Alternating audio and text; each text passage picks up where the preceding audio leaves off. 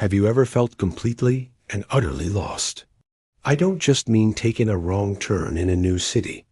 I mean lost in a way that makes your stomach drop.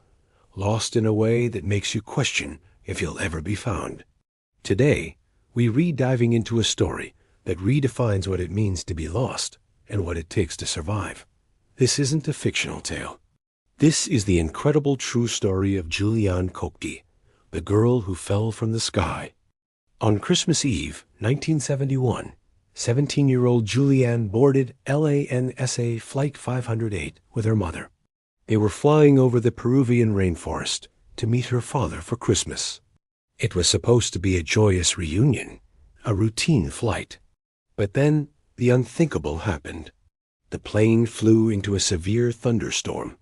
Passengers screamed as turbulence violently shook the aircraft.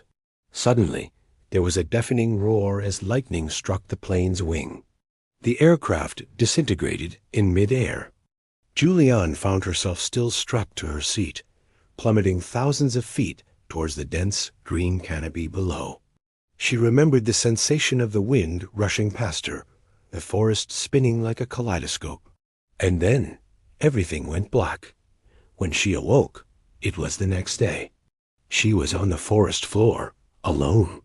She had a broken collarbone, a deep gash on her leg, and one eye was swollen shut. The jungle was eerily silent, save for the hum of insects. All around her was the wreckage, and the silence was a deafening confirmation that she was the sole survivor. Imagine that moment. You're 17, injured, and you've just fallen 2 miles from the sky into one of the most dangerous places on Earth, the Amazon rainforest. What do? Panic? Give up? For Juliane, neither was an option. Her parents were zoologists, and she had spent years living with them at a research station in the Amazon. Her father had once given her a crucial piece of survival advice. If you re-lost in the jungle, follow water. Small streams flow into bigger ones, and bigger ones eventually lead to rivers, where you're more likely to find people. Clinging to this single piece of wisdom, her ordeal began. She found a small spring. This tiny trickle of water would become her lifeline, her guide out of the green hell. Her first challenge was her injuries. Her glasses were gone, and with one eye swollen, her vision was severely limited. The gash on her leg was becoming infected, and she soon discovered it was infested with maggots. Every step was agonizing. The jungle itself was a constant threat. Poisonous snakes, spiders, and prowling jaguars were all around, though she thankfully never encountered the latter.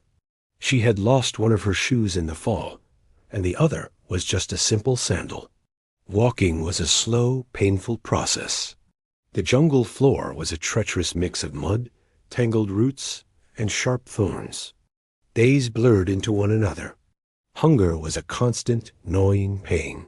She had found a small bag of candy from the plane wreckage, and that was all the food she had.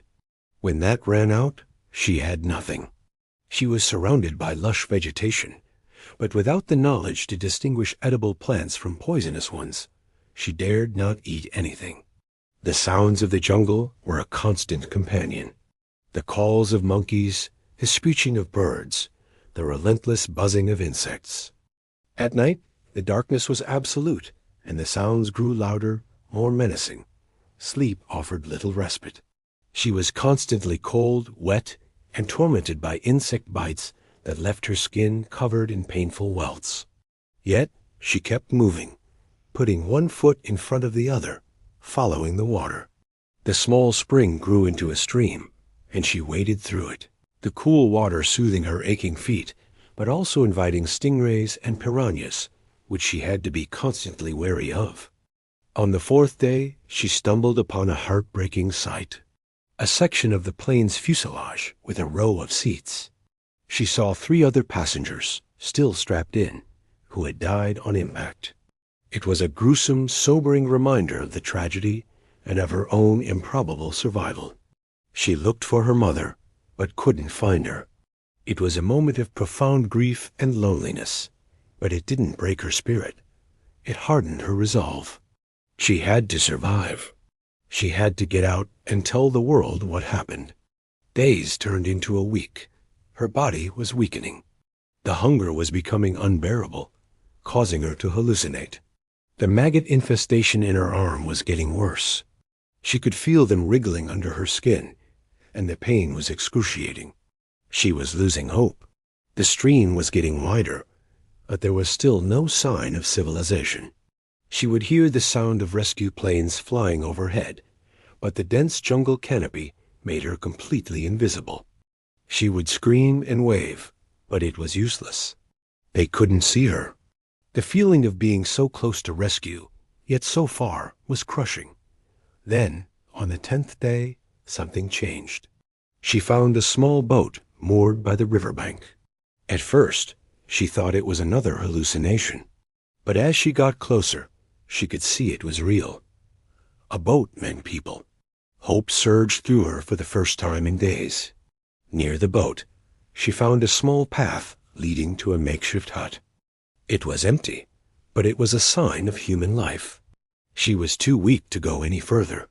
She crawled into the hut, deciding to wait there. That night, another storm raged, and she huddled in the corner, praying someone would return. The next morning, her 11th day in the jungle, she heard voices. 3 men local lumberjacks appeared out of the forest. When they saw her, they were stunned into silence.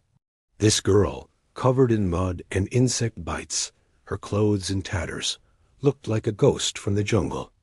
At first, they were scared, but Juliane, using the little Spanish she knew, explained her story. The plane crash, the fall, the long walk. The men couldn't believe it. They thought she was a yimanya, a water spirit from local folklore. But her story, and the raw state she was in, convinced them. They showed her incredible kindness. They treated her wounds, using a local remedy to extract the maggots from her arm. They gave her food. It was the first proper meal she'd had in 11 days. The next day, they took her on a 7-hour journey in their canoe downriver to the nearest village. From there, she was airlifted to a hospital and finally reunited with her devastated father. Juliane Koepcke's story is one of the most astonishing survival tales ever recorded. It's a story of incredible luck, yes, but more importantly, it's a testament to the power of knowledge, resilience, and the sheer will to live. That one piece of advice from her father, follow the water, saved her life. Her experience in the jungle, learned from her parents, gave her the tools to endure what would have been insurmountable for anyone else. Today, Juliane is Dr. Juliane Diller, a respected mammologist, following in her parents' footsteps. She has dedicated her life to studying the Amazon rainforest, the very place that almost claimed her life, but also, in a way, saved her. Her story serves as a powerful reminder that even in our darkest moments, when all seems lost, there can be a path forward. Sometimes, survival isn't about brute strength, but about knowledge, calm, and holding on to that one piece of hope that can guide you out of the darkness. What do you think is the most incredible part of Juliane's story? The fall? The 11-day trek? Or her choice to return to the Amazon to study and protect it?